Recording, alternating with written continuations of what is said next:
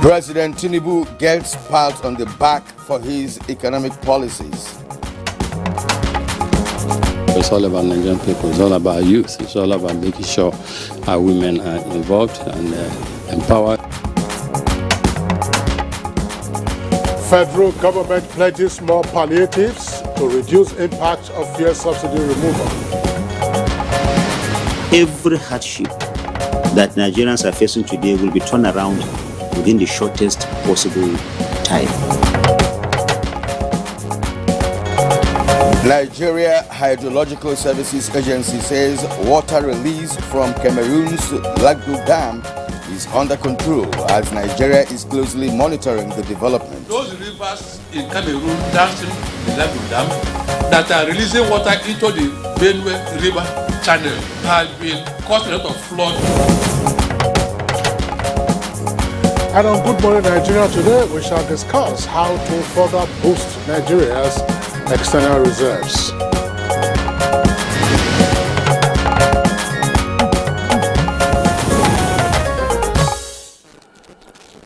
How much really is Nigeria's external reserves? That's one big question that is begging for answers, you would say. Now, JP Morgan's revelation weeks ago that Nigeria's foreign exchange reserves stood at about $3 billion as at end of December last year is quite worrisome.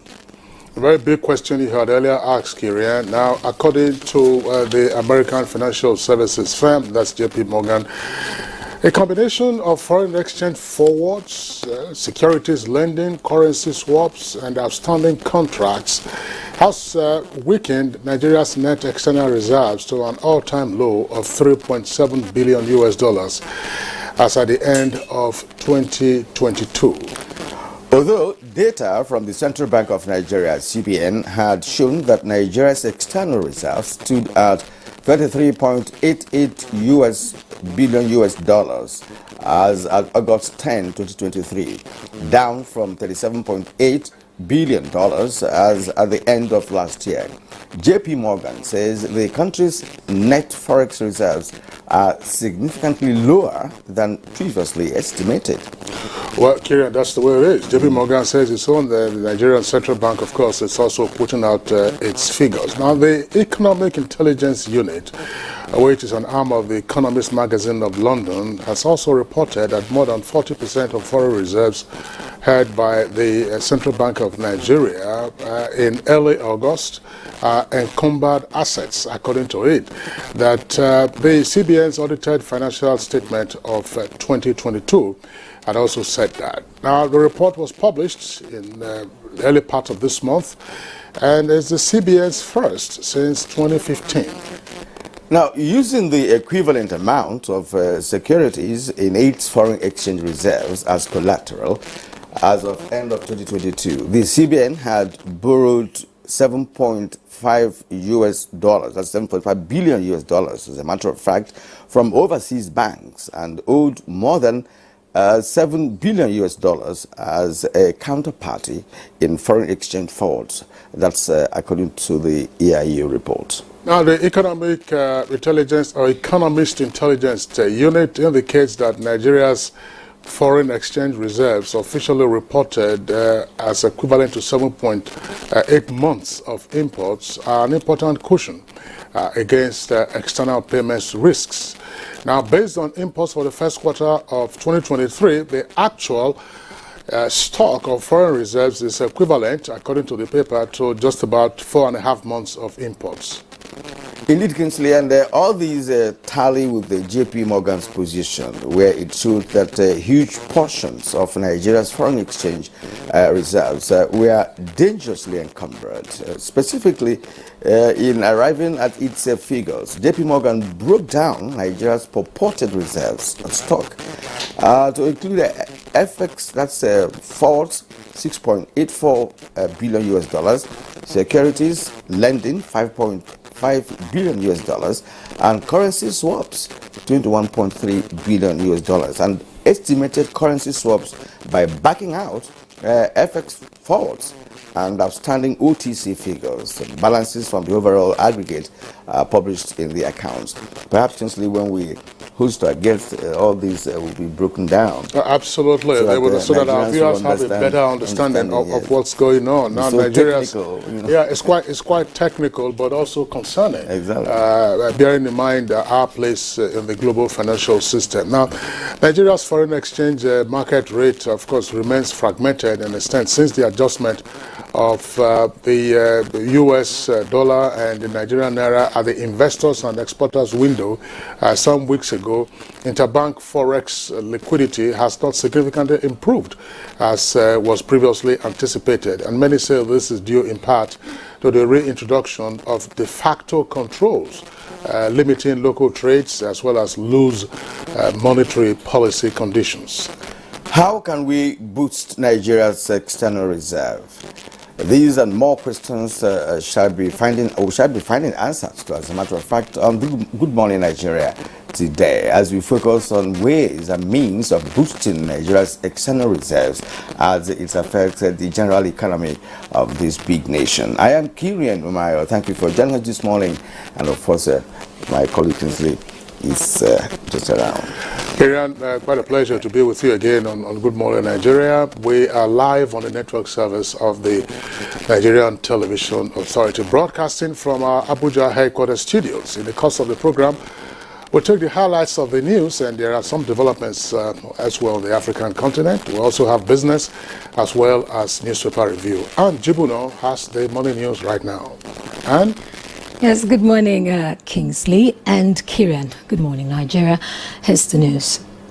A report just reaching us indicates that a group of senior Gabonese military officers appeared on national television in the early hours of Wednesday, that's today, and said they had taken power minutes after the state election body announced President Ali Bongo had won a third term.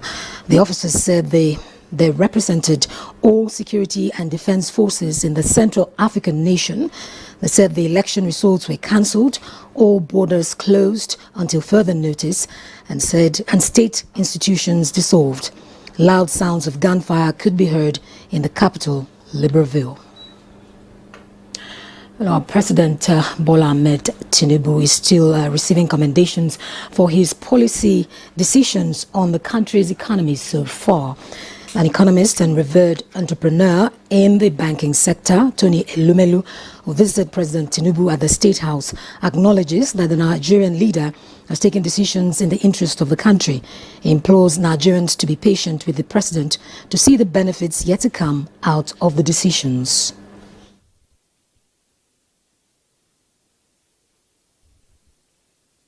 The private sector is encouraged with the bold decisions President Bola Ahmed Tinubu has taken, and we hope that in the fullness of time, Nigerians will benefit from it. In the meantime, President Tinubu has approved the appointment of a new board and management team of the Niger Delta Development Commission, NDDC. The new board has Chiedu Ebie representing Delta State as chairman, and Dr. Samuel Ogbuku representing Bayelsa as managing director. Other members appointed on the 17-man board and drawn from the Niger Delta region include executive directors, state and zonal representatives. A statement by presidential spokesperson Ajuri Ngelale says the president expects the new board and management team to ensure an era of successful administration in the NDDC in line with his renewed hope agenda. All the appointments take immediate effect. And in an effort to ensure food security in the country, the federal government is expected to receive 33,000 metric tons of potash donated by Russia's Uralchem Group and UN partners. Vice President Kashim Shettima stated this at a meeting with Fertilizer Producers and Suppliers Association of Nigeria, expressing the Tinubu administration's commitment towards reducing the cost of fertilizer for Nigerian farmers. He charged the stakeholders to ensure transparency, equity and fairness in the distribution of the potash to the end beneficiaries. The donation is part of the gains of the Russia-Africa Summit held in St. Petersburg, Russia, in July this year, where the federal government's delegation met with the leadership of Oralcham Group and World Food Programme over the donation of a consignment of 33,000 metric tons of potash to Nigeria. More palliatives will soon be made available to cushion the effects of the current economic realities.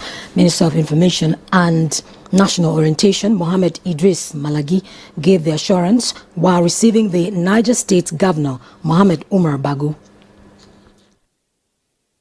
Assorted grains have been sent to states, and we know that each state of Nigeria has received the sum of 5 billion naira in the first instance. And the FCT also got about 2 billion in the first instance. Now, Mr. President is aware that that is not enough, but is only the first necessary step that he has to take. Meanwhile, the governor of Lagos State, Babajide Sanwo-Olu, has applauded Nigeria's First Lady, Oluremi Tinubu, for her intervention in providing empowerment to women and other vulnerable groups in the society through her pet project, Renewed Hope Initiative. He said this while speaking to State House correspondents after a courtesy call on the First Lady at the villa, noting her recent interventions in the education sector, where a national scholarship program was flagged off on agriculture and social investment. The governor said such efforts will serve to reassure Nigerians. To what Mr. President is also doing, and I think it's great. You know, our own idea is not necessarily to begin to build brick and mortar, is really to be able to intervene. The Nigeria Hydrological Services Agency, NISA, says it has received confirmation from Cameroonian authorities that as at Monday, 28th August 2023, the spilling of water from the Lagdo Dam has stopped and wants governments at all levels to adhere strictly to recommendations in the 2023 annual flood outlook. Director General of NISA, Clement Nze, says the situation with the release of water from Lagdo Dam is currently under control as Nigeria is closely monitoring the development. We have several rivers inside Nigeria that are pouring water into the Benue. Also in Cameroon that are downstream the Lagdo Dam. That even if they don't need to open their dam, those rivers in Cameroon downstream the Lagdo Dam have been causing a lot of flood. Well, that's the news for now. Good Morning Nigeria continues with Kieran and Kingsley after this break. Thanks for staying with us.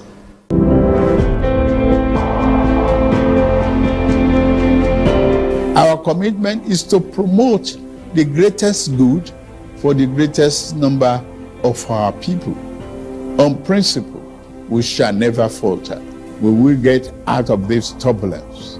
And due to the measures we have taken, Nigeria will be better equipped and able to take advantage of the future that awaits her.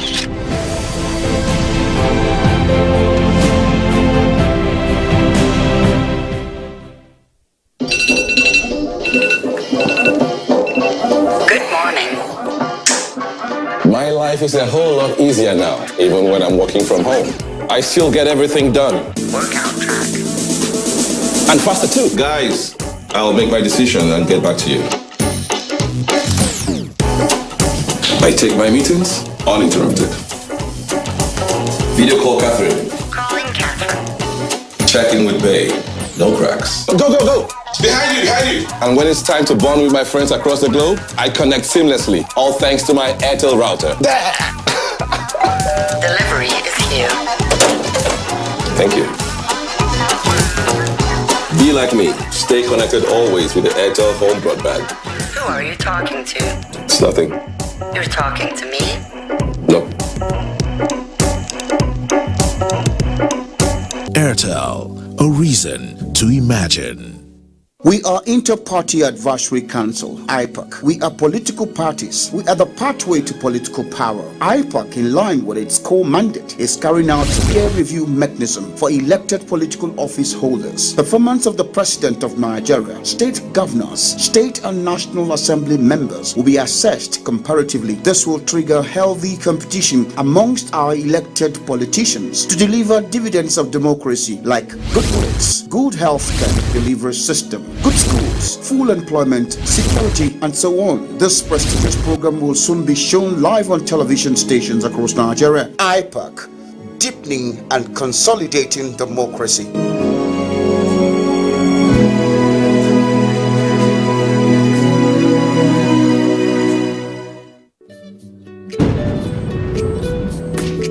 Bye, Mom. He's going to play in this weather.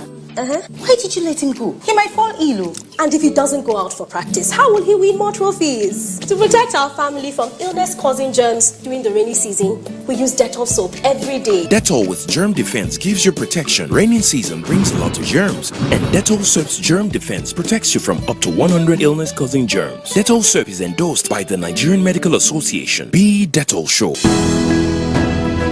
The Council of Our Fathers. My advice to these young people is please do not take us back to those harrowing days. You probably do not know what it is.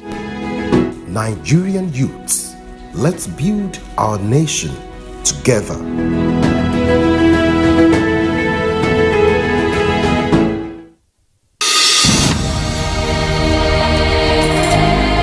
You have to move from the point where you protect and defend your religion to a point where you also recognize the rights of the other person, of the other religion, and protect it.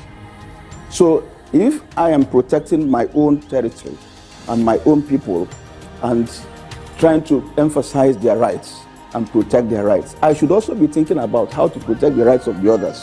Both Islam and Christianity recognize. All right, you're watching Good Morning Nigeria on NTA Network Service. Now it's time for business. Nigeria Customs Service pledges to enhance trade facilitation through partnership with Nigerian Ports Authority.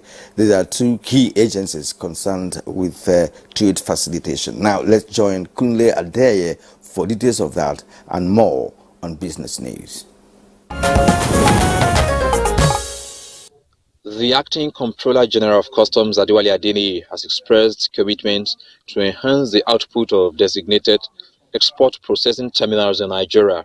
He disclosed these in a meeting with the Managing Director of the Nigerian Ports Authority, Muhammad Bello Koko, in Abuja. While speaking about the recent developments at Lily Pond, the customs boss told Mr. Koko that the two organizations need to synergize and streamline the operations of seaports in the country. He said forming a joint team that will engage other government agencies to refine the activities of exporting goods through the installation of trackers to avoid delays in the diversion of goods is a task that must be achieved. The Managing Director of the Nigerian Ports Authority, Muhammad Bello Koko, craved for customs support to upgrade facilities at the Ikorodu lighter terminal to decongest Lagos ports, saying the facility will attract higher patronage once Lagos ports are decongested. And quickly to the details of Tuesday's tradings on the floor of the exchange.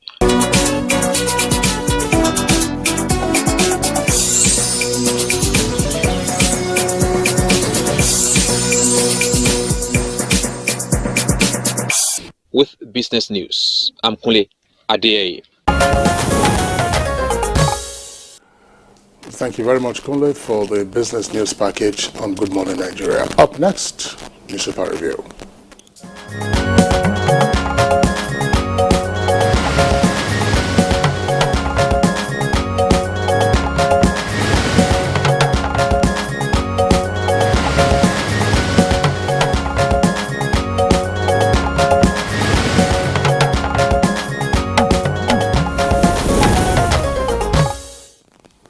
All right, and we have Chukwudi Okolie-Waja here with us for today's analysis. Hello, Kirian. Good morning. Yeah, you're welcome, Chukwudi. Good morning, Kingsley. Good to see you. Same here. Pleasant night rest. We're taking a look at the three papers we have this morning. Of course, I'm sure you listened to our news bulletin earlier on. That story is not on the front pages of the papers. We're talking about developments in Gabon. But let's begin with the Punch newspaper. Punch, above the nameplate, says few accused hit Lagos, others as thieves vandalize pipelines.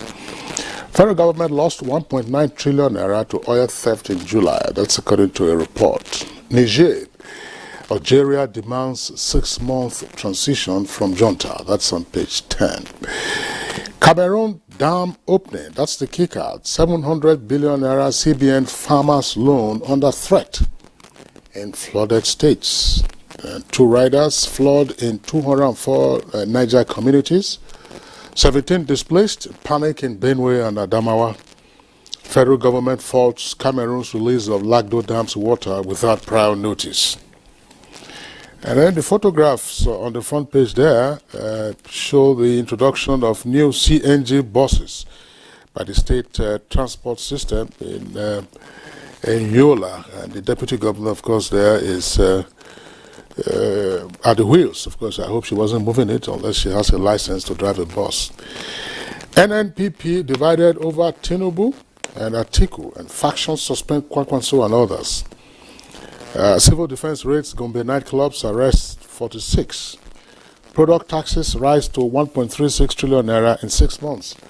That's attributed to the NBS. And also very quickly, according to the Leadership newspaper, job racketeering. Reps absorb committee of extortion allegations.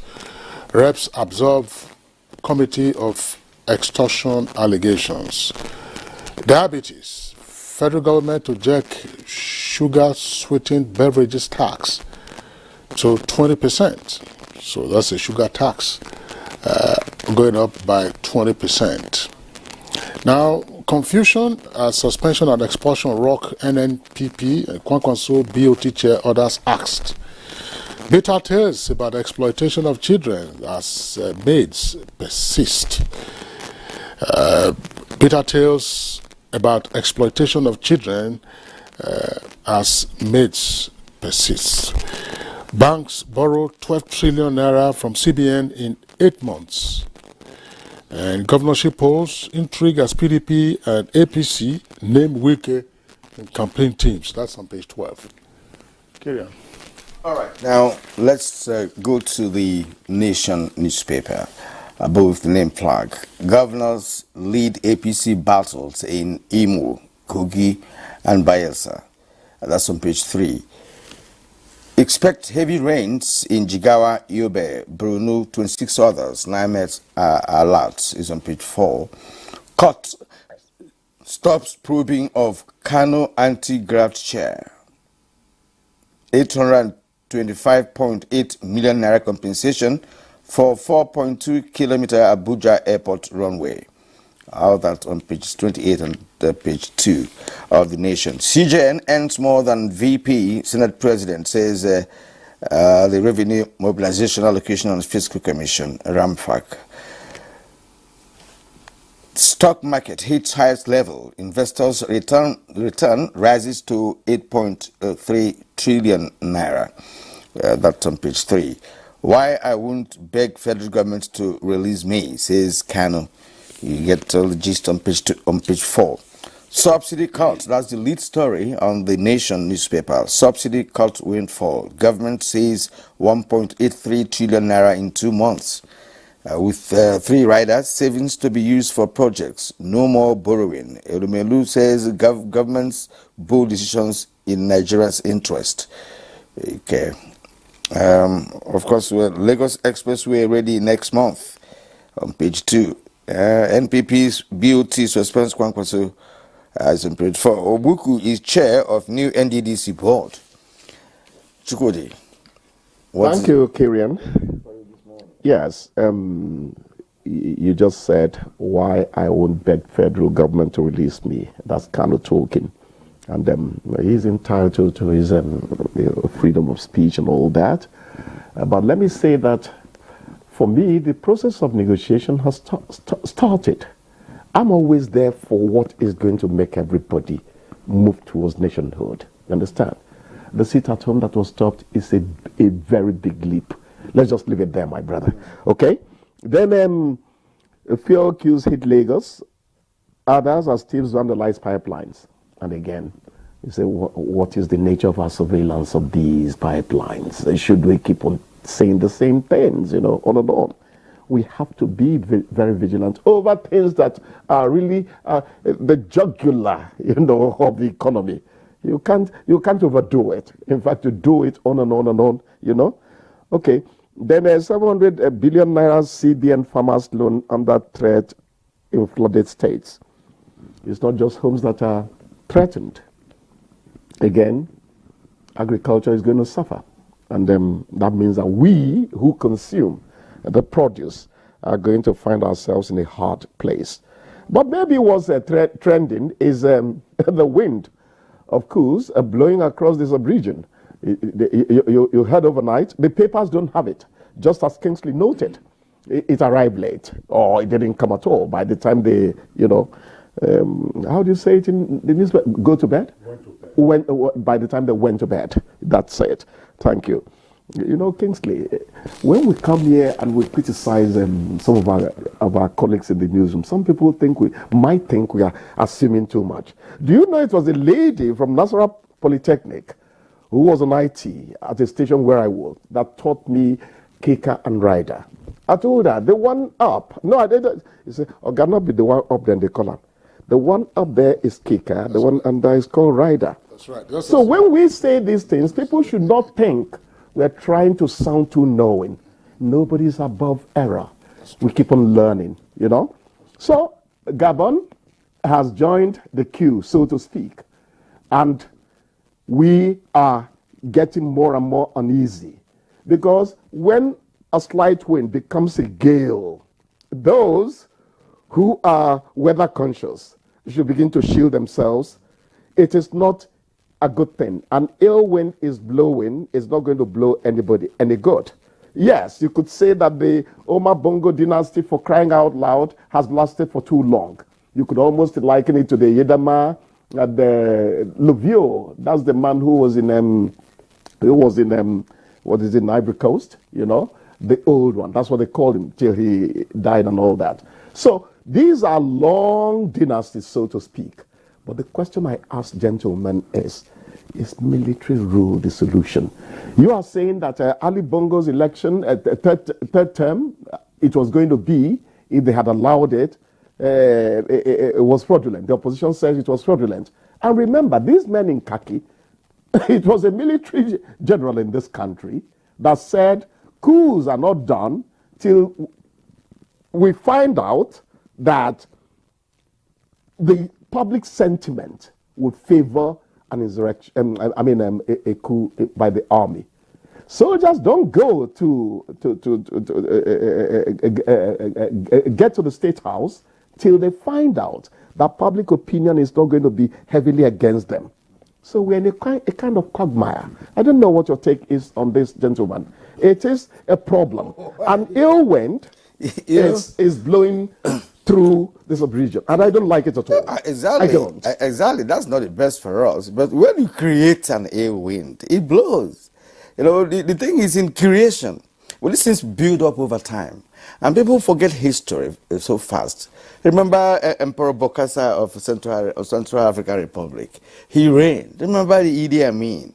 He reigned. How did these people? How did they end? We know the recent ones, Gaddafi, who's been there for 40 years and planning to install his son. And you can name it. Ouattara of Cote d'Ivoire, but the Paul Biya of Cameroon. I mean, where do you want to start? People started hearing Omar Bongo's family from when they were kindergartens. Today, you are still in power, and you now went and dealt with the Constitution to accommodate that term. I mean, you arouse these things to make these things to happen. What we're saying is that khaki boys can never be the best. They say that the worst democracy is better than the best military regime. That is true. But in reality of life, when somebody has to exist on a daily basis, you have to go to a market to buy food, you have to transport yourself. Then you begin to think about yourself. Are you part of this environment or not? That is what's happening. It's a natural phenomenon that has to go with history. All right? No man reigned for too long. No. He ends one way or another. Not just in Africa, but elsewhere across the globe. So that's why. So I'm not surprised that it happened, because something led to it.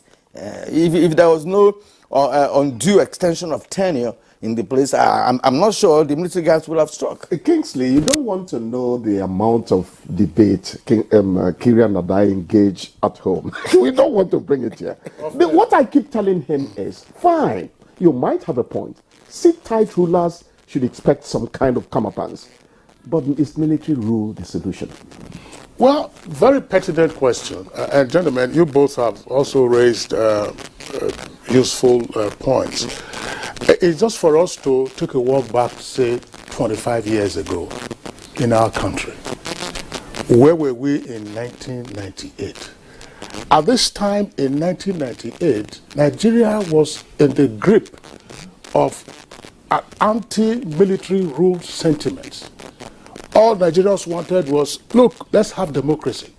Because we had been through the June 12 crisis and we all knew what it was. It hadn't been pleasant.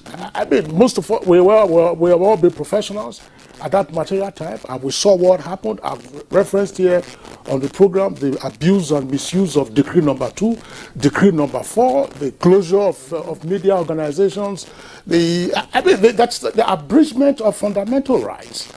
And then we came up with democracy in 1999. General Abdulsalami Abubakar handed over, and then we had a constitution that said, okay, let's go on.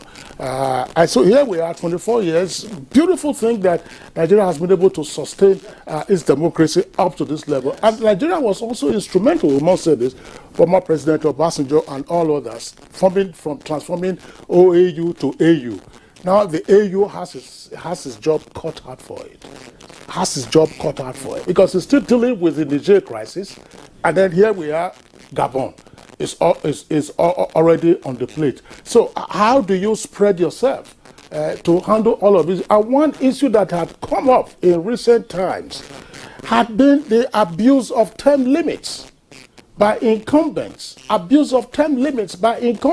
then we have to ask ourselves the question, look, after some of these democracies, their terms are usually 5 years or 6 years and so on and so forth. In the case of Gabon, the dynasty that Chukwudi you were referring to had been on for 40 years. No, 53 years. Yes, because of the father from I was in primary school. When you started hearing Ali Omabongo, yes, that's over half a century. This was part of our current affairs in primary school. Yeah, precisely. Who is this one? You'll be quoting Kenneth Kaunda, you'll be quoting Kamuzu Banda, Malawi, and so on and so forth. We're reciting it with pride. Yes, Siaka Stevens, and so on and so forth. The only ones we didn't recite will be those of Vevod and J.B. Foster. South Africa, yes. What exactly would you be looking for? Isn't there life after office? No, that you put the entire country in jeopardy? And oftentimes, when you look at these countries, they are not, I mean, the countries may be rich, but their citizens are amongst the poorest on earth. And the thing is trickling down, even in our political system. If you are a House of Rep member or a Senate member, you never want to leave seats. You keep coming back. You know, even when it's in environments where you have a sharing formula, or geographical areas where you have sharing formula. But the people want to stay tight. They spoke. People want to stay tight. People were not returned. Remember, exactly. That was. but that's the beauty of democracy. Some people were removed. Let the people say what they want. Some governors failed elections. You know, in their states. You know, those who had the intention of coming as senators, they failed.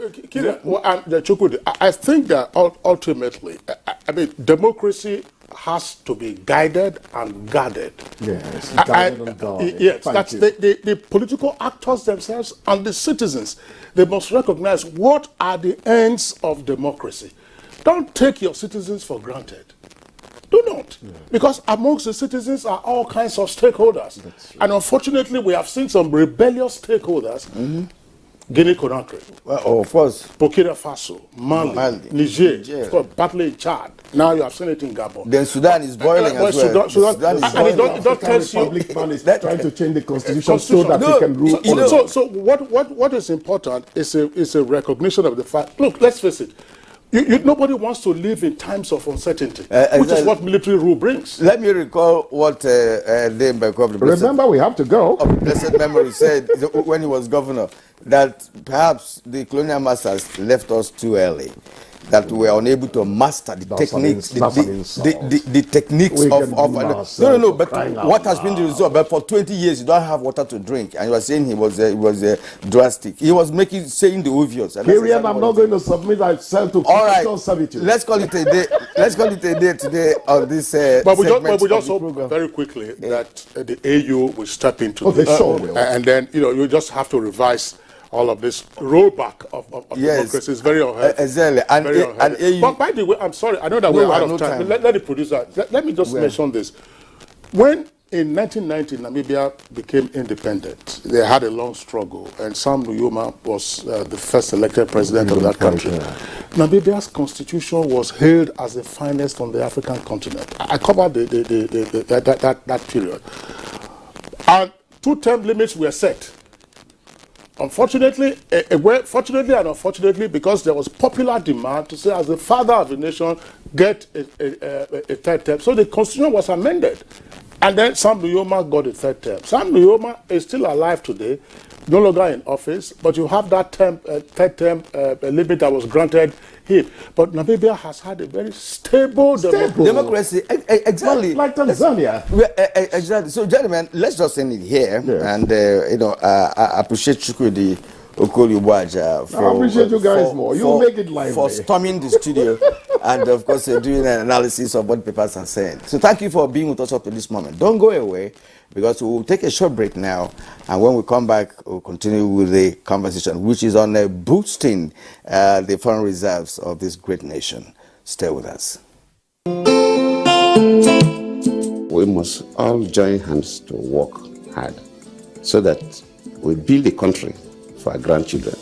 My hope is that we develop as a nation where every citizen is given his due right. There is transparency, honesty, and integrity. Put the interests of this country first and foremost. Interests of Nigeria is being one nation, one people. The need, if I mean, to put things right, things that have gone wrong before, to try and put right. For this, for the love of country.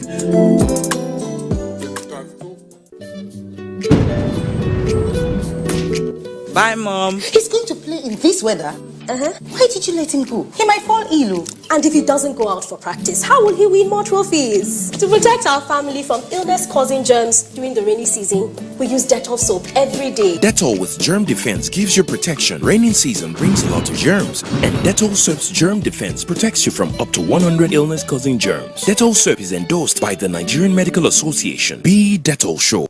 NTA Television College JAWS is calling on candidates who obtained a minimum score of 100 in the 2023-2024 JAMB Unified Tertiary Matriculation Examination UTME and are interested in our 2-year National Innovation Diploma NID program to select the college as their first choice institution. Such candidates must have a minimum of 5 O-level credits in relevant subjects, and they are expected to apply for any of the following courses: film and television production, broadcast journalism, and television engineering technology. We also call on UTME candidates who obtained a minimum score of 180 to select NTA Television College as their first choice and apply for our Bachelor of Science degree program in Mass Communication. These candidates must have a minimum of 5 O-level credits in relevant art subjects, including English language and mathematics. Direct entry candidates are also required to select the institution as their first choice before they can gain admission into the college. For more inquiries, please visit NTA Television College near Old Government House, Rayfield, JAWS, or call any of the following numbers: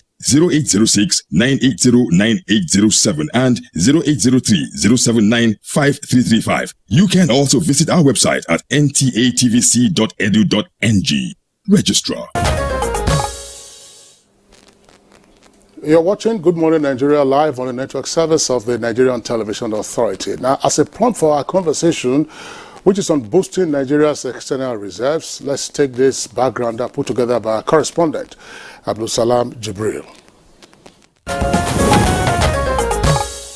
The Central Bank of Nigeria, CBN, says the country's external reserves fell by $2.85 billion in the first half of 2023 due to external debt finance. Records from the Apex Bank indicate that the foreign reserves, which was at $37.07 billion in January, fell to $34.22 billion as at the end of June this year. According to the CBN, the reserves fell by $3.43 billion in 2022 from $40.52 billion as at the end of 31st December 2021 to $37.09 billion as of December 29, 2022. Some analysts note that this is the largest half-year drop since 2015, when the external reserves went from $34.4 billion at the end of the year to $28.1 billion by the end of the first 6 months of June 2015. As of August 10, 2023, Nigeria's external reserves stood at $33.88 billion. Experts have blamed the drop on the challenge with weak crude oil output, a lack of foreign investor participation in the capital market, and a fragmented forex market, among others. They stressed that the decrease in foreign reserves should not come as a surprise, considering the country's involvement in several costly projects over the past 6 months. One of such projects was the allocation of 400 billion naira budget for the 2023 elections. They added that the $1.8 billion budget earmarked for the census exercise but currently suspended, and the expenses associated with printing new naira notes for the extended naira redesign policy placed a strain on the country's foreign reserves. While the dwindling foreign reserves raised concerns about the country's economic stability and its ability to meet its financial obligations in the face of mounting expenses, experts urge more efforts to attract investment, boost revenue generation, and manage expenditures towards regaining control of the country's foreign reserves, as well as ensure long-term economic growth and stability. Guests on the program will speak more to measures Nigeria can adopt towards boosting the country's reserves shortly. All right, and thank you, Abdul Salam, for that comprehensive package. And to do justice to the topic this morning, we are privileged to have Dr. Hassan Mahmood. Dr. Mahmood is the Director, Monetary Policy Department, Central Bank of Nigeria, CBN. So we're glad to have you this morning. Good morning. Thank you for having me. And Dr. Joe Ita. Joe Ita is Director, Trade Information, Nigerian Export Promotion Council, NEPC. We're also pleased to have you here this morning. Good morning, Nigeria. All right, two other guests who are with us this morning, they are regulars on Good Morning Nigeria. Here in the Abuja studios, Shuaibu Idris, Managing Director, Timeline Consults. Shuaibu, we're glad to have you this morning. Good morning, and thanks for having me, Kingsley. All right. And joining us from our Kaduna Network Center, another regular, Yushua Ango, Professor of Finance and Entrepreneurship at Kaduna State University. Prof, we're glad to see you this morning.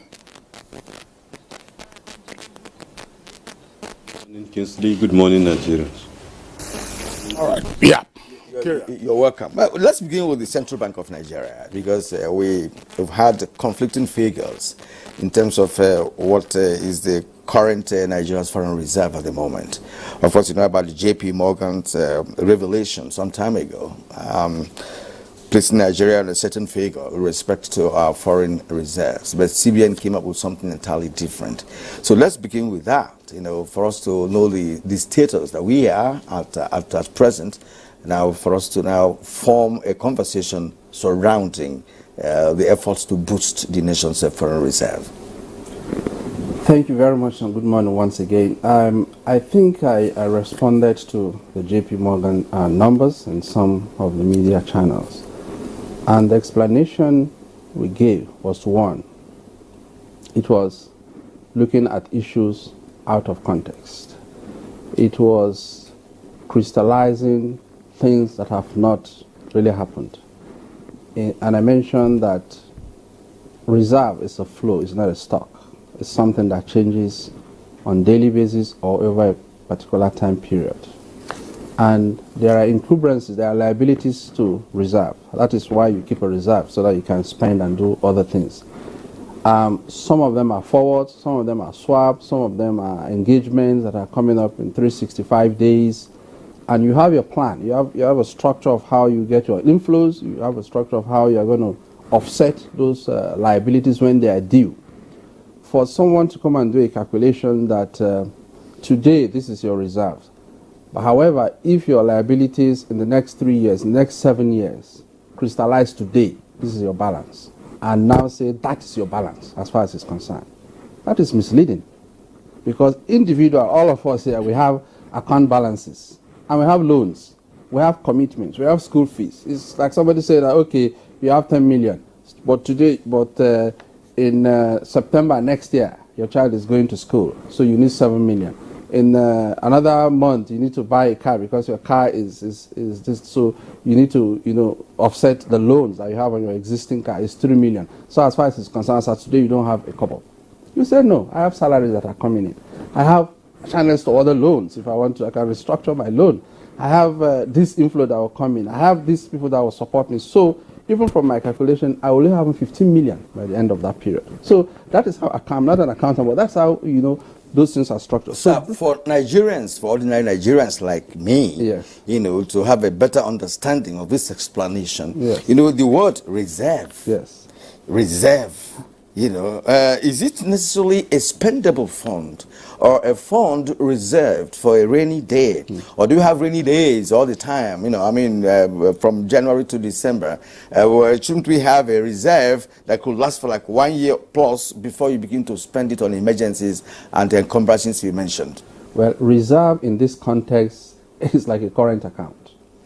Current account is not a savings account. Current account is an account you spend daily. You spend and inflow come into it. What we mean by reserve is the balances in our external reserve. And those balances are in foreign currency. Some part of it are owned by the central bank, in the sense that the funds come in to the federal government. The federal government spends naira domestically. So the funds are converted to naira by the central bank, and central bank holds, as a banker to the federal government, of course, holds the dollars. So that portion becomes a portion for the central bank. Federal governments also have inflows in FX. Those are also, they call them federation component. So you have those components of the reserve. So what we mean by that reserve is the funds in foreign currency that you have to meet your foreign exchange obligation. As a nation, individuals also have reserve. And like I said, it's just like account balance. Individuals also have reserve. People have domiciliary account, people have savings account, current account. So that is what we mean by that reserve. But the external portion of it means that central bank is holding it as an accountant, as an account banker to the government, is holding that reserve for the federal government. The central bank's portion is used to defend the naira. Because one of the functions of the central bank is also to ensure the stability and the appropriate value, of the currency. So he uses that to defend the naira in the event that the prices of the naira is fluctuating in different forms. Okay, Dr. Hassan Mahmood, thank you very much for your explanation. This probably might be a long, drawn-out conversation because of the many ramifications to the subject matter of how to boost our reserves. But I still want to stay with you so that you can speak to a nagging issue. I've raised it sometime in the past.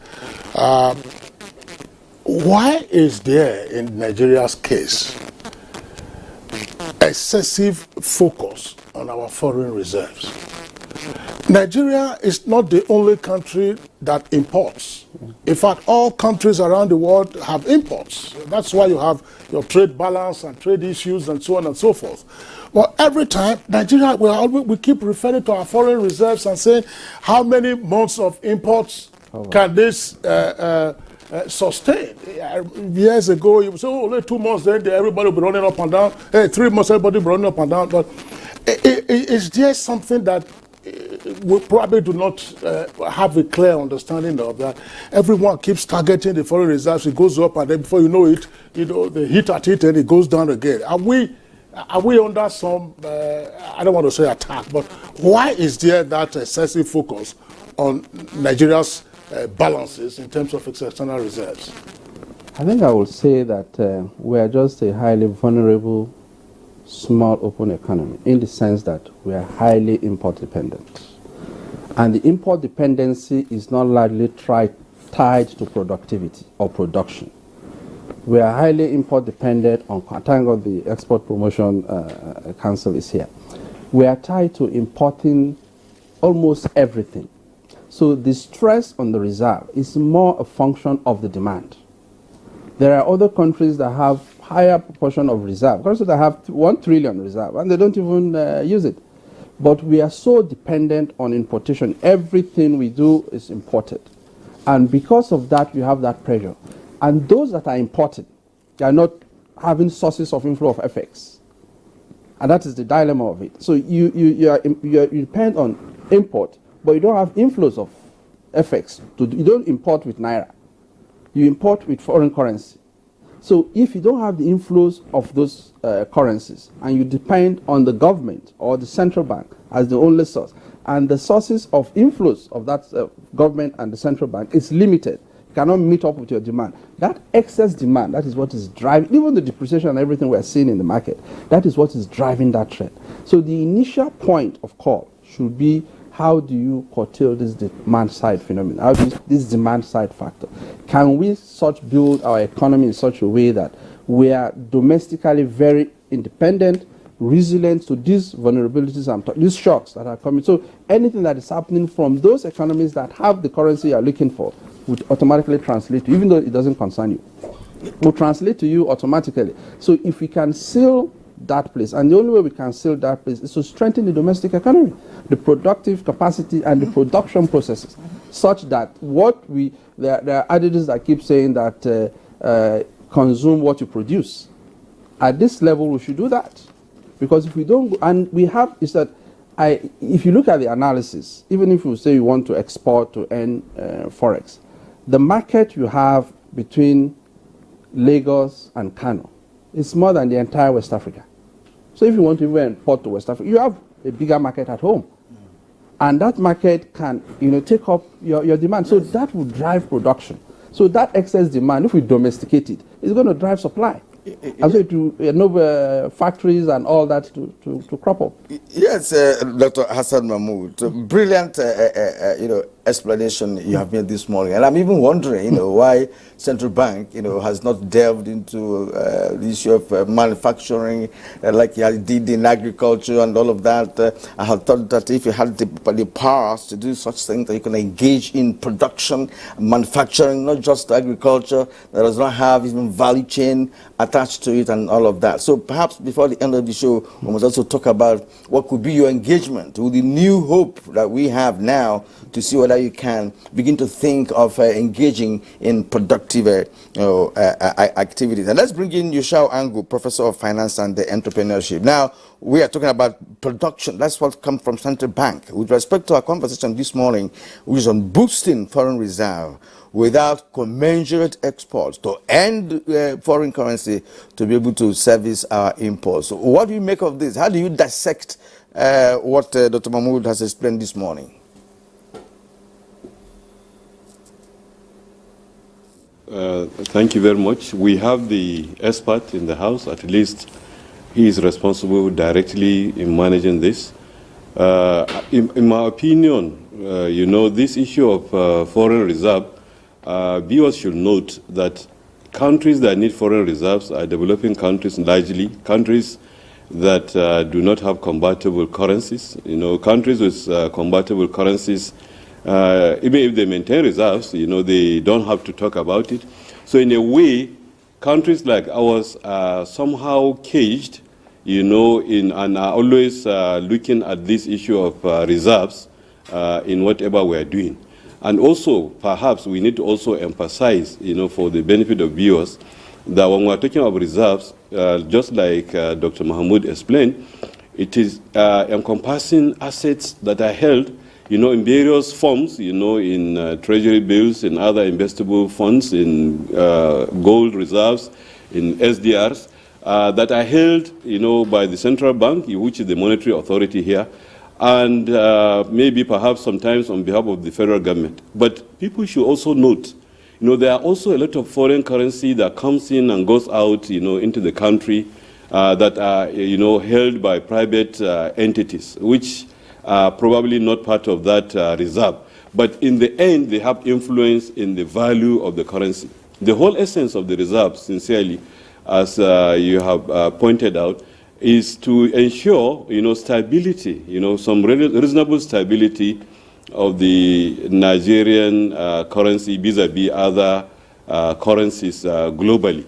And that is the essence. And that is why, for example, sometimes it is measured in the sense of, okay, how much months of imports can it cover? That is at least a minimum of 3 months. Some are saying no. Instead of that, why not look at the current portion of our liabilities that are supposed to come up in the near future? But like Dr. Mahmoud also said, you know, sometimes the misleading thing is that people are forgetting, because if you are looking at your liabilities that are supposed to come up in the next 1 year, you are also forgetting that there are a lot of inflows that are also coming in, you know, within the next 1 year. So in essence, this issue of reserves, we are giving it so much attention, and especially here, because yes, it's important, but then in a way our minds are caged. You know, we are looking at it as if it is the beginning and end of everything. I believe sincerely, you know, we have to do a lot to maintain reserve, you know, in foreign currency, because we have no alternative as a developing country, as a country whose currency is not convertible. But then we are paying so much attention to it. Now, of course, the easiest way to look at how this reserve depletes certainly is to look at the fact that Nigeria is highly import dependent compared to the level of exports that we make. So certainly, like has been propounded also, if we can improve our exports or reduce our imports, naturally that will now take care of the demand side and therefore probably boost our reserves. There are also issues of luck. Sometimes the fact that the major current business we have, you know, exporting is oil. If we have a lot of oil exports and at a high price, certainly that will also improve the reserves. So I'm sure we'll discuss more of the various ways and measures through which we can ensure that this reserve increases. Let me stop at this point and allow other participants. All right, thank you very much, Professor Yusuf Ango. We'll come back to you in the course of the conversation. Now back to the studios. Shuaibu Idris, let's have your take on this. Before we get into the inflows and outflows, demand and supply of Forex. Yes, Nigeria is heavily import dependent, we understand, but how much of these imports, so-called, are really genuine? How much of these imports are genuine? Is it just a matter of paperwork? For instance, some of the manufacturing entities here, they say raw materials, and the raw materials are available right here in this country. So is it a matter of their own accounting and profit shifting that we're having all of this? I mean, profit shifting will relate to taxation, but tell us, in your opinion, why is it that every now and then, foreign reserves? I mean, it's worrisome, isn't it? Thank you very much, Kingsley. Before I delve into the question, I like to align my thoughts to what Dr. Mahmoud said. Number one, even though my first place of work after leaving university was Chase, Nigeria, so JP Morgan Chase technically is my former employer, But I would like to take a swab on the so-called figure they bandied as our estimated foreign reserve, as they put it. I think it is absolutely wrong and incorrect for anybody outside Nigeria to begin to second guess how much is our asset.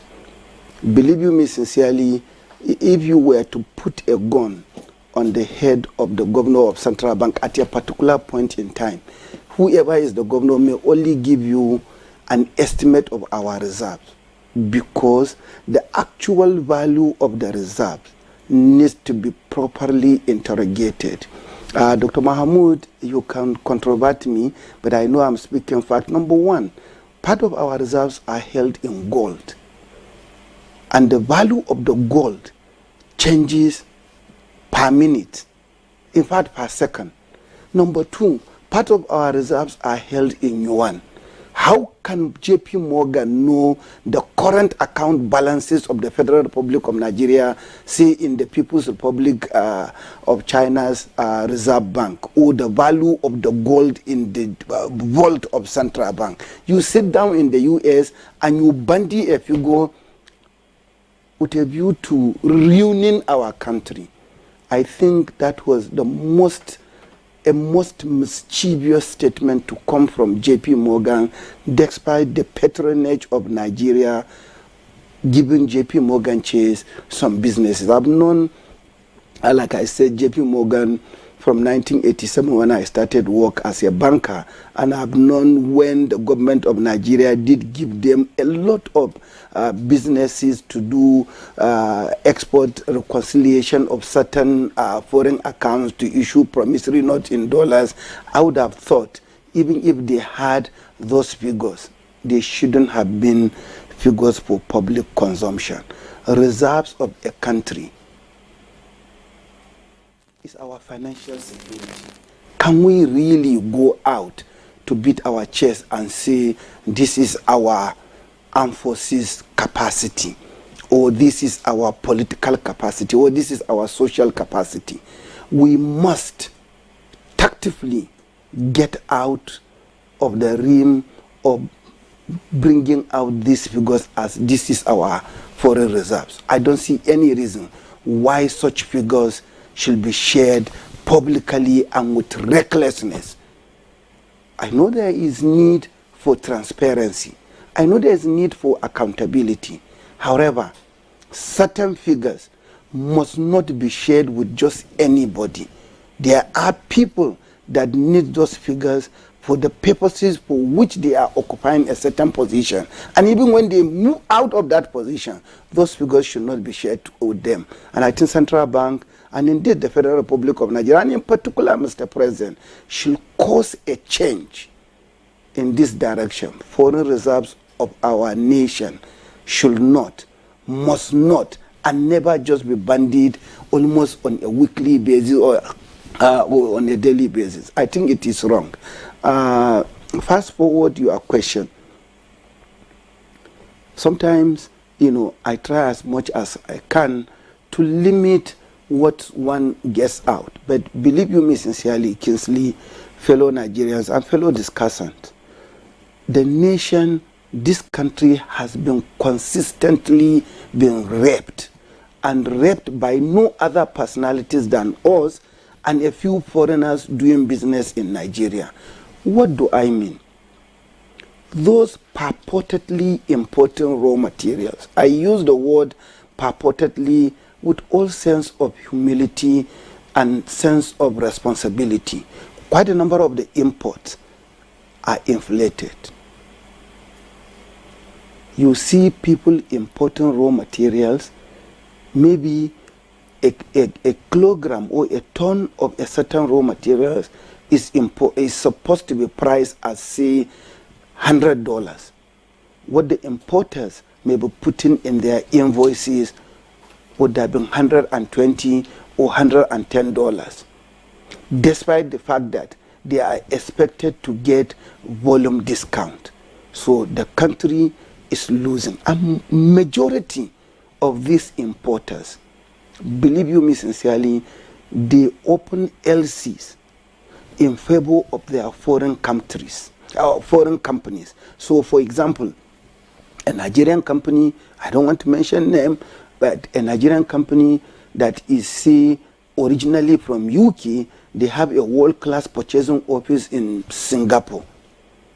They want to import raw materials in China or India. They establish an LC in favor of their subsidiary, quote and unquote, or sister company in Singapore, and the money goes out. So from day one, whatever they do the business in Nigeria, even if it is a loss, they have already made gains out of the over invoicing they have done. And unfortunately, we sit down with my dear brother here. Central Bank appears to be helpless, despite the fact that today, in a global economy, in a one village world, that you can touch a button to know exactly the price of this camera that is snapping me here, we tend to be helpless and allow just anything to go. Let me pause here. All right, Swabi Idris, thank you indeed. Let's now go to the Dr. Joe Ita, the Director of Trade Information, Nigerian Export Promotion. But before we do that, you know, you made some points to say that JP Morgan ought not to have shared publicly whatever figures that they have. But some experts are also saying that everything in the world today is in public domain because other countries' foreign reserves are known. And so on.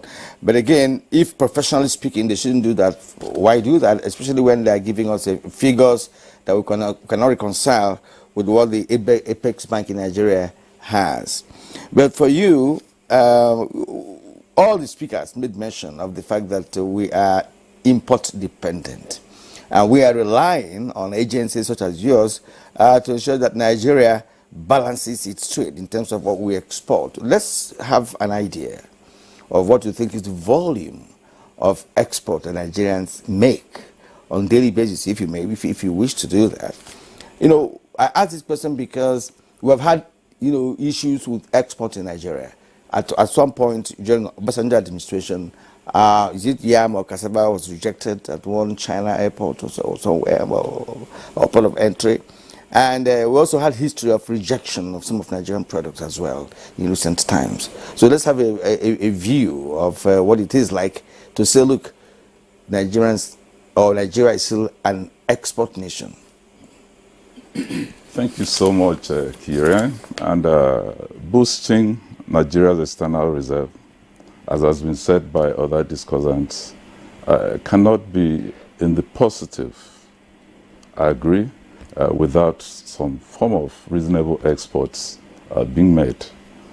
And the onus has always been on Nigeria and Nigerians who are involved in the business of exporting to ensure that they are able to see to the fact that our goods are exported. But the problem has always also been there, problem of formalizing and scaling production to be able to reach the target of the quantity and quality of what is exported. Coming down to your question now, you might not actually put your hand on a particular figure on quantity daily, because these things come from different angles, from different sources over time.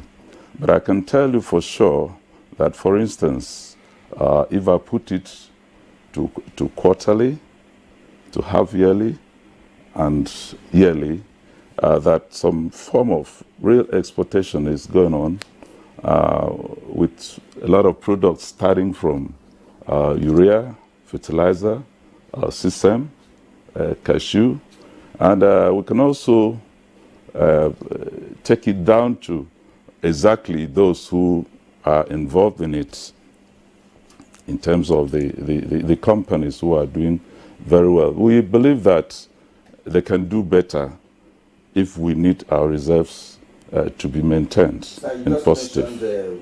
Some agricultural produce, perhaps beverages, as the case may be. What other things that we export in this country? We need to know, even if it's in the neighboring country.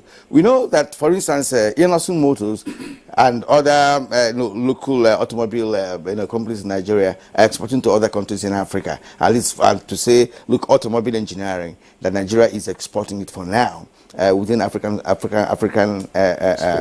exactly. So what other things do we do? Because I want to believe in us having an international product that is acceptable globally. Are we thinking in that direction? You are talking of driving it to particular brands for us to say, out of what we can touch and say this is our own, we brag and have like fertilizer that has been in the news for some time now as the #1 exported commodity. We also have cocoa beans that goes to the EU, to Vietnam. We also have other products like soya beans and cashew. Manufactured goods, for instance, it might interest us to know, you made mention of Innocent Motors. We were there in Mali some time ago, jointly with the Malian government, to endorse the use of Innocent Motors as its official vehicle.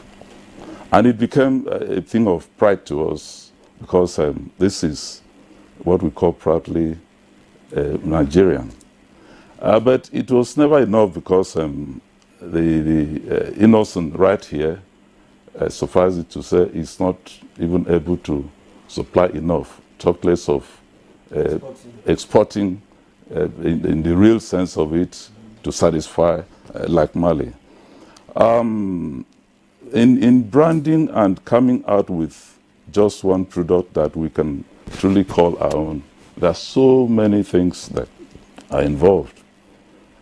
For instance, when the Mexico wanted to do a thing about cashew, they vote over $100,000 just to promote that. Nigeria has not gone to the aspects or the level of saying we pick sesame or we pick cashew nuts or we pick cocoa beans, because we have just more than all this in terms of even productivity that FAO, Food Agricultural Organization, have placed Nigeria as #1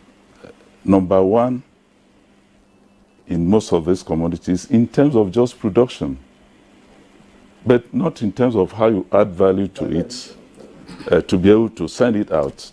Okay, Dr. Joe, let me stay with you so that we can have further elaboration of the role of the Export Promotion Council. Not just promoting, but I imagine also a monitor of our exports, which was the entire purpose of export promotion. That's to say, get away from the mono product of crude oil to other valuable goods and produce, particularly agriculture. You've talked about some of them. Gum arabic, of course, it's not their hides and skin and other things that are going out. The question in relation to boosting our external reserves would therefore be, because some years on Good Morning Nigeria, we were having a conversation around the export promotion grant and how it was being utilized or how it should be utilized. Those whom you are promoting to be able to export, when they export, they are not earning naira and kobo. The presumption is that they are taking it out and therefore they are earning forex. What is the accounting procedure that we don't seem to have the impact of this? Because from time to time, there are numbers released that say, oh, non-oil exports have grown. If non-exports have also grown, why are our external reserves not growing simultaneously? Thank you, Kingsley. If non-oil export has grown, as we rightly put it, because in 2021, the entirety of the year come out with 2.8 billion performance from non-oil export. By 2022, it has gone to 4.82 billion US dollars. But that is not enough. Because it's not enough, it therefore means that you cannot have the balance of trade. What you're asking about what we inject in terms of export expansion grants, which naturally was supposed to broaden the base of production, increase employment, and upscale and formalize most of the things that those who are getting the grants are doing. It is not enough, even what has been given to these companies as grants. And so they can also be doing their little best. And that is why you can see the slight performance increase. We agree and accept that much more needs to be done. Because if that's not done, you have talked about accounting and following up. We do that. We receive status reports, the progress on the number that the companies are employing, how they have also been able to upscale quantities. For instance, if you simply talk of cocoa beans, Nigeria is still hovering around 300,000 metric tons, whereas Ghana has moved from 5 to 6 to 700 metric tons. Cote d'Ivoire is doing 1.5 million. And the usual problems are there around us on how to upscale these things. It's not good for us. You check it like the cocoa beans. Our own has what you call the finer flavor. So what is it that is the problem? It could be around packaging, standardization, labeling, and towards this, few steps has also been taken, including the recent one that Afreximbank has established what you call African Quality Assurance Center at Shagamu. What does this do? It is to inspect, certify quality standard of products that goes out here. All right. If you don't mind, I want to follow up on this issue with Shuaibu Idris, because Shuaibu, you recall on Good Morning Nigeria, we've had a conversation around the foreign exchange inflows. And one of the points that always emerged at the time was that, multiple forex windows were a disincentive to some exporters. That how would you expect somebody to export and then come back and then plow the money through the official window, which was less than, say, the other windows, particularly the parallel market window. So was it a case at that time that said, look, because the numbers is giving us now, even say $4 billion or say $2 billion, was it a case of its inadequate capture of the real quantum of goods or produce that are leaving our shores? Because we keep hearing about truckloads or if not container loads of items leaving our place. And so with the virtual collapse now of the multiple windows, is that likely to alter? Well, thank you very much, Kingsley, once again. I think Dr. Joe has, espoused a lot in terms of our export capacities and what we've been doing. I think what we've left out, to my mind, is we need to interrogate where were we 30 years ago, 40 years ago, and where were we 10 years ago, and where are we today as far as export of agricultural commodities or produce in general is concerned. Number one, 30 years ago, we've been exporting raw sesame seed. We've been exporting raw cashew nut. We've been exporting raw this, raw that. Dr. Ita, even in those periods, we've been giving exporters an incentive called Export Expansion Grant. The Nigerians that sat down to conceptualize Export Expansion Grant borrowed that from what the government in Asia was doing to enhance export. In all these years, from the time we introduced the Export Expansion Grant, as at the last time I checked, between 7 to 10 trillion naira of Nigerians' money has been given to exporters. Like I said, 30 years ago, we exported raw hide and skin. 30 years ago, 40 years ago, we exported raw sesame seed, raw cashew, raw that, raw rubber, raw cocoa. Why haven't we seen the will, the dexterity, and if not the forceful compulsion by government, by these exporters to be able to set up manufacturing base so that we can broaden and enhance the revenues from this export of agricultural commodities? It is important we look at that. Kingsley, fellow discussant, it is not the absence of arithmetical accuracy or accounting in terms of, okay, he's saying $4 billion or thereabout has been generated. $4 billion within the quantum of the economy of Nigeria is not a small amount of money.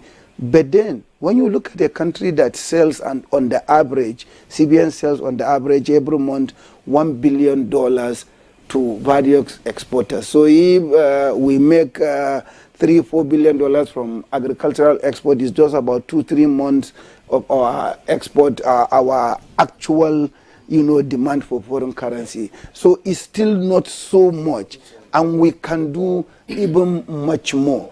But I think also sometimes we take policies, we make policies that are clearly are bereft of ideas. We have guys that are exporting agricultural produce. These same guys are giving export expansion grant, and they are not being nationalistic, they are not being patriotic, they are not being sincere or reasonable. So much so that because they were refusing to bring back this export proceed, the central bank had to introduce a policy of RT200. Bring in the money, we will even give you a little more money. Despite the fact that the government was giving them export expansion grant. How unfair can any trader or businessman be? How unpatriotic can any Nigerian be? All right, Shabi Idris, is that part of what we're saying, that Nigerians are unpatriotic, as rightly said. Some Nigerians are, yeah, really, some Nigerians are unpatriotic, And Dr. Tai, your explanation really made a lot of sense, But I think that what Shabi Idris is talking about is the value addition. Cote d'Ivoire, you mentioned in cocoa, they have advanced. They are doing chocolate. They are doing many. They no longer export raw as before. They have advanced in terms of value addition to their cocoa. So what happened to our own? What can value be added, on our own? And again, and begin to export it. Yes, Kieran, we are truly aware of what you're saying. And I can tell you for free that when the export expansion grant started, it didn't just start with EEG. There was a duty drawback at a certain point, and a paltry sum of less than 500,000 naira was paid. That's some years back. And now we can say that even the cocoa you're talking of is not raw cocoa. It could be cocoa liquor, cocoa beans, some form of value is being added. We agreed because we have a problem that Nigeria is not a nation of tea, coffee, chocolates. We still have to find a way around that. Even NEPC have gone the world. Yes. There is a plant in Ondo State, Ile Oluji. Yes, they add value to the raw cocoa beans. And they have their powder, the cocoa powder. There are also local chocolates. If you have a sweet tooth, you will know what I'm talking about. You go to the shops, you pick them up. On Good Morning Nigeria some years ago. Yes, on Good Morning Nigeria some years ago, one of them came. I think it was from Ondo State. The chocolate produced from Ondo won the second prize at an international competition. Exactly. And gave us some chocolates. Our colleague, Blessing Abo, and I were on set that day. Blessing took more of the chocolates than I know, but you took some. But you took some. Yeah, I took some. Exactly. So what we're saying is expansion, expanding our horizon. But in some countries, if you go to the superstores, you can hardly find any chocolate produced outside that country. Indonesia, for instance. In fact, Asian tigers, for instance. Right. But moving to any of our shopping malls here, you can hardly see the Nigerian-made one you're talking about. You see foreign-made ones. So expansion is key. Let me return to Central Bank of Nigeria. We're going to go on break, but please let him say something. Well, these are Apex, the Apex Bank in Nigeria, and in the past you have taken some responsibilities which many people think shouldn't be yours. But because you want to save the nation, from serious economic quagmire, you have to come in, as a stabilizer to create an equilibrium for us to continue. Now, in this connection, what is going to be the solution from CBN of Nigeria to expand our export zone, to see how we can also venture into manufacturing? There are a lot of things we do in this country. I'm not sure the Central Bank of Nigeria takes time to do research on what we can do by ourselves, especially in science, technology, and innovation. There's so much on Central Bank's plate now that we don't even know whether we have to cherry pick and also concentrate on our core mandates and be an enabler for others to also meet up with their mandates, so that as a nation we can achieve our goals. Very quickly, I want to touch on two things that my co-presenters talked about. The over-invoicing and all those arbitrages around pricing of import that blew up, that the Central Bank of Nigeria is launching what we call a PVS, Price Verification System. It's starting, today is the 30th, tomorrow, 31st of August. And the portal will be open, and for the verification, because like he said, you see somebody bringing in something that's just $10 from the manufacturing space that we know, but he said it's importing it for $31. So there's a verification that the margin between that manufacturing price and the cost you're quoting there is no more than 5%. So we'll be able to cut substantial part of those over invoicing that is coming into that space. And also the question that was raised around why do we have so much, volume of export, and then we don't see accretion to our reserve and stuff like that. And also, it's also related to you mentioned that some Nigerians are non-patriotic. I think a large number of people are players in that space, but it is possible not to be patriotic because the system has leakages where you can do that, where there are checks and balances and there are institutional arrangements that can correct that from the beginning due to the structure, because like all these automations and all this digital platform that we are using, you see that a lot of that go out. Even those that are claiming that they got their FX from somewhere, even those that got FX from the central bank window, when they bring in the import, they divide the export proceed. We created a venue to have export proceed accounts, apart from domiciliary accounts. But you see those accounts empty. The same people that did that export will take those funds to the other parallel market to sell. And that is why if we allow such kind of arbitrages to exist within our system, these leakages will be perpetual. So, but coming to the question you asked, for the Central Bank of Nigeria, we will go into these spaces for as long as it's an enabler for us to achieving our mandate. We're supposed to manage the FX, the foreign exchange of the country, and also ensure that the Naira has an appropriate value commensurate to the level of our economy and the people that we do trade businesses with. And we see perpetually that our problem is more supply side. and supply side is long term, like James is talking about. It's more long term. The only remedy we have is use demand management side. Demand means reducing what people will need the effects for by putting some. We did it 41, 43 items, just like the issues Kingsley was given. Raw materials are here in abundance, but you see somebody also importing tomato grinding machine.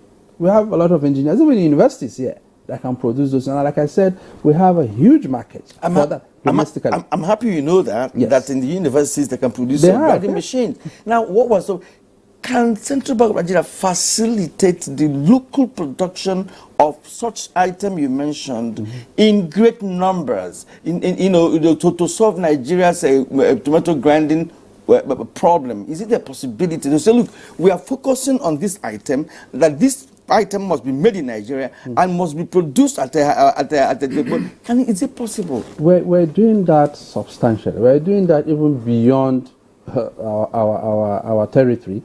But what is important is that how will central bank facilitate the private sector, the financial institutions, to participate in this space?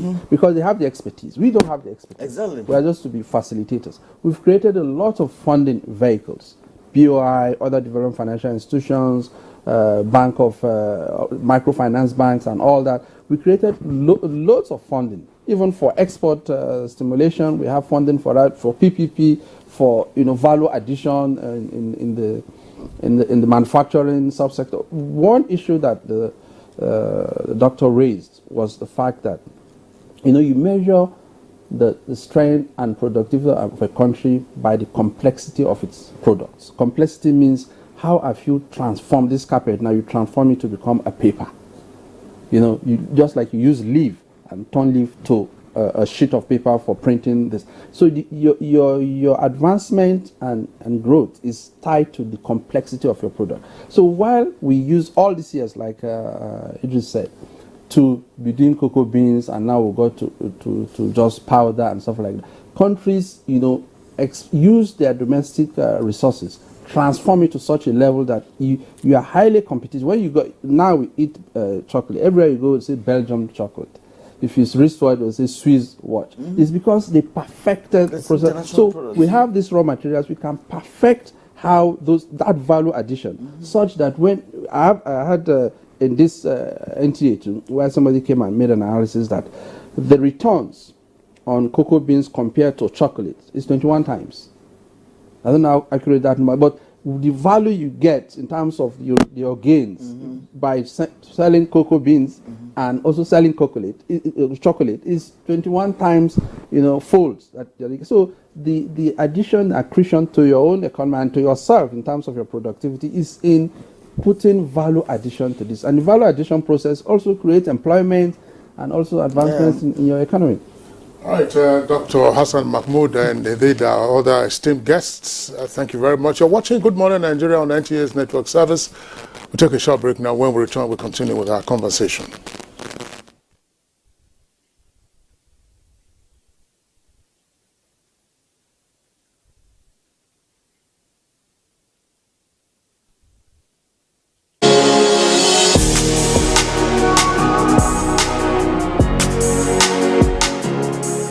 The job of making Nigeria great is my ambition, is my dream, to renew the hope of Nigerians, to really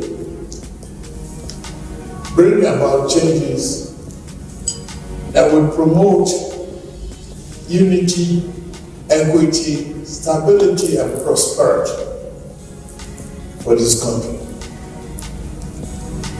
It's not a one-man's job.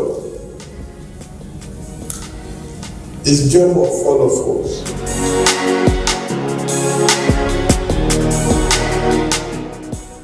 Our boss was like, a decent fashion designer only gets home at midnight. Midway.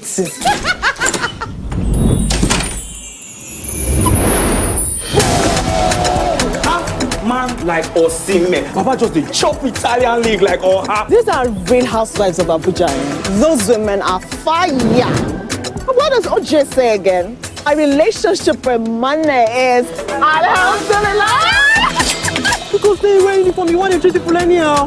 Imagine this officer, I will clear out online. Don't cost.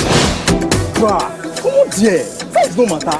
The biggest dragon for Westeros, now small pikin face Sam, climb down, right down like Formula 1. Here, catch me.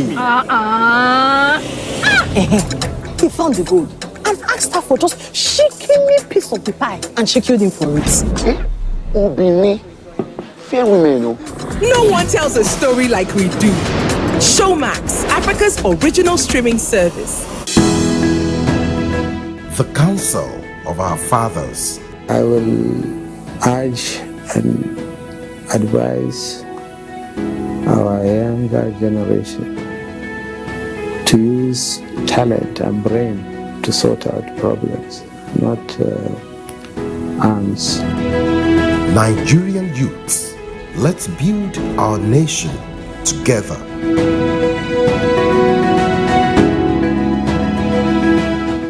Something new is about to hit your imagination of TV. A brand new sundial with StarTime's inbuilt technology. New TV innovation with an inbuilt decoder that connects you to both StarTime's antenna and satellite signal. StarTime Sundial TV, you can enjoy over 300 local and international channels, 1 month StarTime's highest bouquet for free, automatic system update. More benefits, more affordable.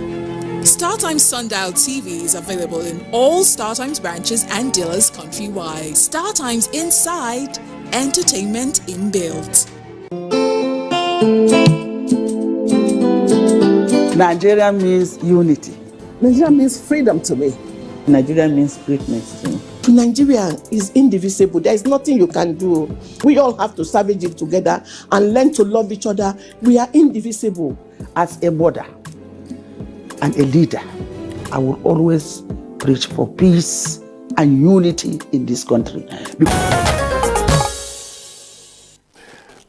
All right, you are welcome back, and it's still Good Morning Nigeria on ATS Network Service. All our 4 guests are still with us. Let's go over to Professor Yushua Ango in our Kaduna Network studios. Professor Yushua Ango, you've listened to all the other guests. I'm sure you probably have 1 or 2 things to also chip in terms of the issues they put on the table. But in addition to that, I would like you to also weigh in with regard to one matter that has been on for a long time. Yes, we've been seeing the inadequacies now in terms of the receipts from export proceeds and the challenges thereon. There appears to be no policeman for all the activities that the Export Promotion Council are sponsoring and the monies that they are giving out. So we give you all these monies, you make your exports, then when your receipts come in, who should monitor?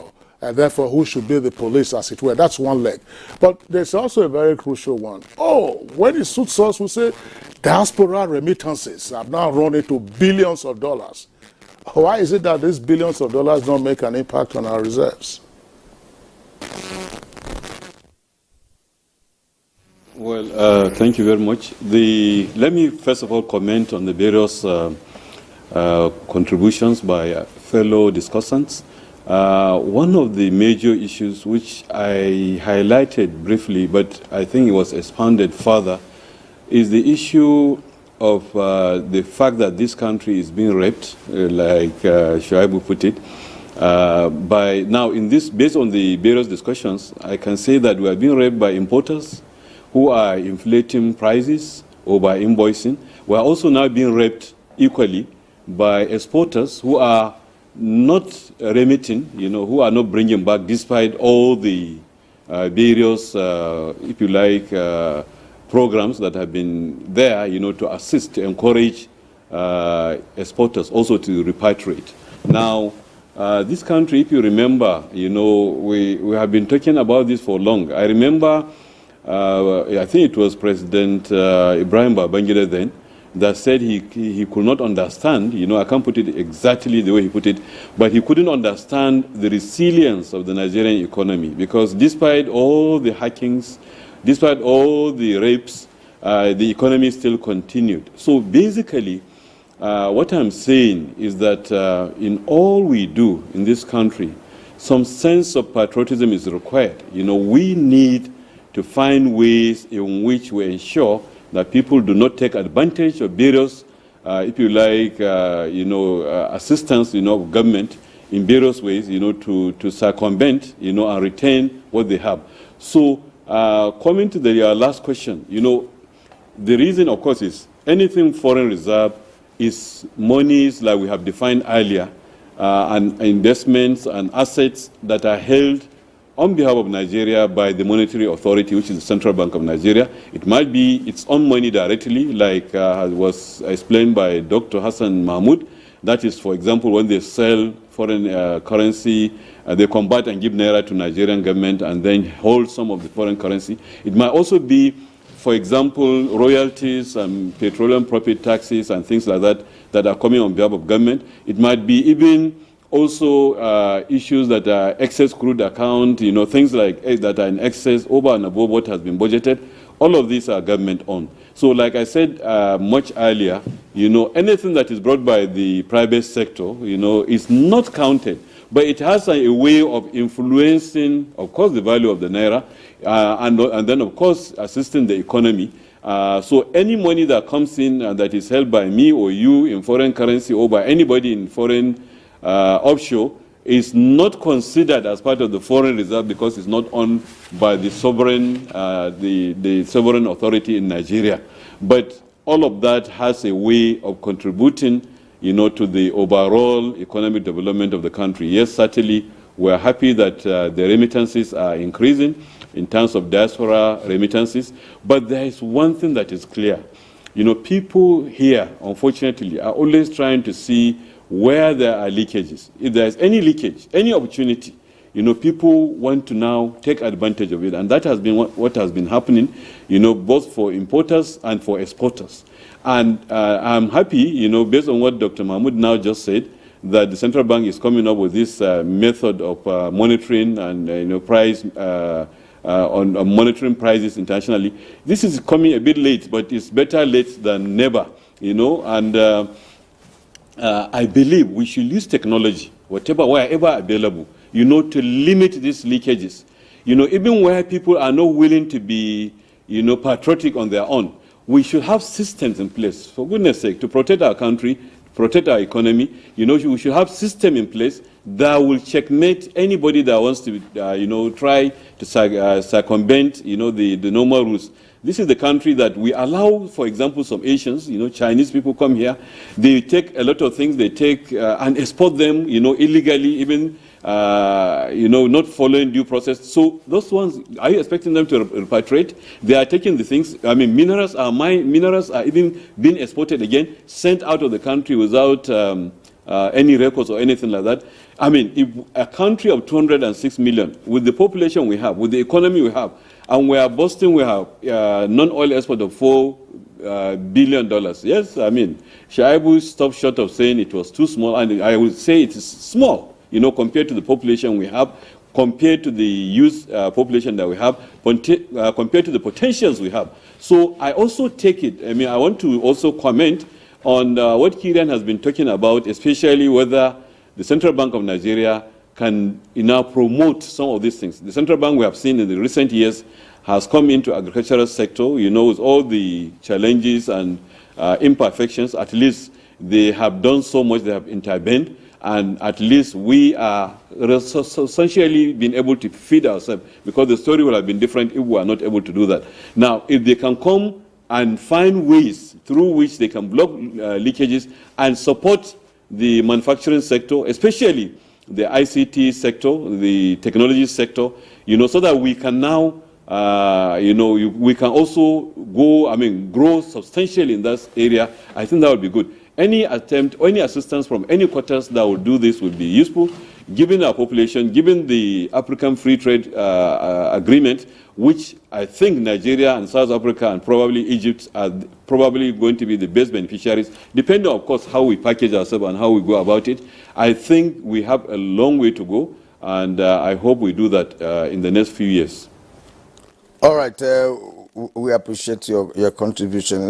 When you were making reference to President Ibrahim Babangida's comment on Nigerian economy, the resilience of Nigerian economy, he actually said that the Nigerian economy has defied all known and unknown economic policies in the world. And then, Kingsley, remember, he had one of the best economists in the world then, Dr. Chuo Kongu, as the head of the economy there, and all that. So maybe the leakages you're talking about started a long time ago. I mean, because if there are no leakages, I don't know why our economy will defy all methods and methodologies that other nations applied to change their course of history in terms of their economy. Now, let me... Sorry, in addition to that, I think Babangida actually granted also an interview to the Daily Times. Gigi Dara was one of those that conducted that interview. And he said that he was surprised that the Nigerian economy had not, despite the battering it had received, that the Nigerian economy had not collapsed. All right, and he ended up introducing SAP. This was after SAP. After SAP, which was still living with... the interview was sometime in 1991 or so, yes. All right, Dr. Ita, as a closing remark, what do you think it can be done in your environment to see how we can, we can expand our export capabilities, to ramp up export capabilities from the non-oil sector to see how this nation can grow. Just in some seconds. Thank you very much. Before I go there, let me talk about the control we've made mention of. The price verification portal coming on, that's a good one. But I want to say that even all that has been given out as incentive, that is not cash, though, doesn't just come from the barrels of NEPC. NEPC is only warehousing, a secretariat. It has an interministerial committee, and this committee has CBN, customs, think of all. And at the end of the day, auditings do come on from time to time. EEG has had series of stoppages and rejigging and all that before it's gotten to this point. Yeah, coming back to what we can do, one of the things that NEPC has recently in 2022, flowing to 2023, what we've done to upscale production and introduction visibility for Nigerian products is what we call the export trade houses.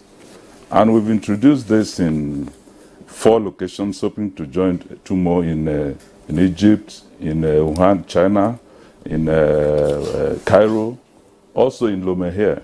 The idea is to see how we interact and engage governments of these places so that Nigerian goods will go to these points seamlessly. And we've had success stories around that, and we hope to continue and monitor that and see to a good conclusion of this process. Dr. Joe Ita, thank you very much. I am tempted to ask Shuaibu Idris this question, but I won't, because I know that he would take much longer time to explain, because this is a very interesting subject matter. It's one we will return to in the coming days, and most likely next year. A number of other matters for us to deal with. We will return to it. There are many dimensions as well that we haven't touched on. Solid minerals that are mined and unaccounted for. And incidentally himself is also into farming, just like Professor Yushua Ango. On which note, gentlemen, I would like to thank you all for being part of our conversation this morning. I hope, or by the way, not I hope, Central Bank, please respond to this. We have seen some pressure lately being mounted on the CBN to lift the restriction of the 43 items from access to Forex. Those items, I remember them some years ago when we were in the course of the recession, included wheelbarrows. Is the CBN likely to cave in to this latest demands? Yeah, we gave those, it's just in line with what Kingsley also said earlier. There are things that are just here in abundance that we can just tap on. And sometimes if you don't use the tools in your hand to force people to do the right thing, they will not do the right thing. Those items that are banned still remain banned for Forex at the central bank window. But we're not Ministry of Trade, so we cannot ban those items coming into Nigeria. But because of the demand pressure and the limited supply, we decided to say these items, go and produce them locally. And we did some studies that show how much gains we've we've gained in the economy by allowing those things to be produced locally, and how that has impacted on the industry and manufacturing. So for now, we're still holding on to that, and the diversification that is coming within that space. He mentioned about RJ 200. Today, the still most resilient and sustainable way of FX inflow, foreign exchange inflows, is still non-export. All right. Dr. Hassan Mahmoud, Director, Monetary Policy Department of the Central Bank of Nigeria, we appreciate you being with us on the program this morning. We also would like to thank Dr. Joe Ita, Director, Trade Information at the Nigerian Export Promotion Council, NAPC. Deep thanks also to Shuaibu Idris, former banker, Managing Director, Timeline Consults. Thank you for being with us in the studios. From Kaduna, we were joined by Professor Yushua Ango, Professor of Finance and Entrepreneurship, and also a former banker but a current farmer at Kaduna State University. Professor Yushua Ango, always a delight having you on Good Morning Nigeria. So, gentlemen, thanks a lot, and let's go over now to the foreign scene. Members of the Gabonese army have announced that they have put an end to Ali Bongo's regime as they spoke on national television. The soldiers introduced themselves as members of the Committee of Transition and Restoration of Institutions, CTRI. In the broadcast, they stated, "Today, our country is going through a grave political crisis. We have observed an irresponsible, unforeseeable governance that has resulted in the steady degradation of social cohesion, which risks leading the country to chaos. We have decided to defend peace by putting an end to the regime in power." The soldiers have also announced the closure of borders until further notice. They also urge foreign nationals that reside in Gabon, as well as the Gabonese diaspora, to remain calm. Recall that Gabon's government announced a nationwide curfew and cut off internet access on Saturday evening as voting in major national elections was wrapping up. The announcement came after voters cast ballots on that same day to elect new local leaders, national legislators, and Gabon's next president. The Electoral Commission had announced that President Ali Bongo, who was running for a third term, had won just under 2/3 of the votes in an election the opposition argued was fraudulent. His overthrow would end his family's 53-year hold on power in Gabon. Ali Bongo came to power when his father Omar Bongo died in 2009. In 2018, he suffered a stroke which sidelined him for almost a year and led to calls for him to step aside. Well, and that's where we call it a day on this edition of Good Morning Nigeria. We thank you for waking up with us for today's edition. Do that again tomorrow when we return with a fresh edition of your Good Morning Show. I am Kirian Omayo. I'll see you again. Look after yourselves. I'm Kingsley Osadalo.